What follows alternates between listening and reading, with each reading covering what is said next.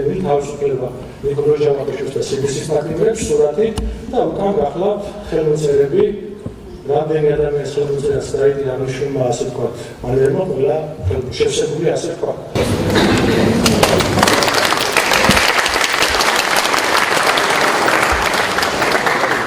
ამცველმა განიცადა თარბას რომ არ არის საჭირო ტაშის დაკვრა და გაითვალისწინეთ ძალიან გქონდ შენიშვნას რომ მოცემდნენ თამაში. წინა დაიხურა მაგის გამო აღნიშნული ბანერი არის წინა მხრიდან, მაგრამ მეორე მხრიდან აღნიშნული არის მოქალაქეების მოთხოვნა, ბატონო მოსამართლე, ასევე მაქვს თან თავდებობის დოკუმენტები, რომლებსაც წარმოგიდგენთ, მაგრამ რადგან ვიცი რომ რადგან ბანერი იყო და სასამართლოს ტერიტორიაზე ვერ შემოვიტანდი, მაგრამ ვიცი ასევე რომ კანცელარიით ნებისმიერი რამის დანართად შემოტანა შემილია, აღნიშნული დოკუმენტაცია ხელზე ჩაბარების ნაცვლად შემოვიტანე კანცელარიით, რადგან მოწოდება ყოფილიყო ბევრად ეფექტური. ბატონო მოსამართლე, ან მოსწავლეებიდან ახალი დამთავრებული ქონდა სკოლა.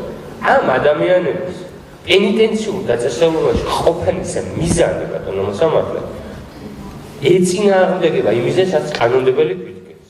მე მათი მჯერა რომ მათ პიროვნებაზე ადამიანურად ისეთი ბიჭები არიან, რომ გავლენას ვერ მოახდენს, მაგრამ წარმოიდგინეთ დღეს ეს ადამიანები არიან დანის მერვე დაწესებულებაში, ბოდიშთა გამომწყვდეულები, რომლებსაც წინ მთელი ცხოვრება აქვთ. ამ დროს ეხლა ამასაკში უნდა გადაწყვიტონ, ახლა უნდა ისწავლონ, ახლა უნდა დაოჯახდნენ, ახლა უნდა გააკეთონ ის მოქმედებები, რასაც 5 და 6 წლის მერე ხო დაგვიანებული იქნება. ასევე იმ გარემოს, სადაც ეს ადამიანები იმყოფებიან, როგორი გავლენა აქვს მათ პიროვნებაზე, მათ ფსიქოლოგიაზე, ჩემზე უკვე თქვენ მოგეხსენებთ. 30-მდე ადამიანი უდგება თავდებში, რომ ბატონი ნიკოლოზი გამოცხადდება, დათქმულ დროს გადაწყვეტა გამოცხადდეს, ხოლო დაახლოებით 100 კაცამდე თუ არა 50-ზე მეტი ადამიანი უჭერს ამ ადამიანს ხავს. ასევე 30-მდე თავდებობის დოკუმენტი მაქვს წარმოდგენილი. ეს იმას ნიშნავს, რომ არსებობენ ადამიანები,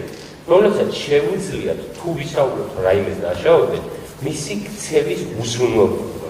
მას არ ჭირდება მტკიცებულებების განადგურება, ეცი რატომ არ ჭირდება? იმიტომ რომ 6 ახალი მოწმე ყავს, რომელიც პირდაპირ მიუთითებს იმასთან დაკავშირებით, ის უდანაშაულია.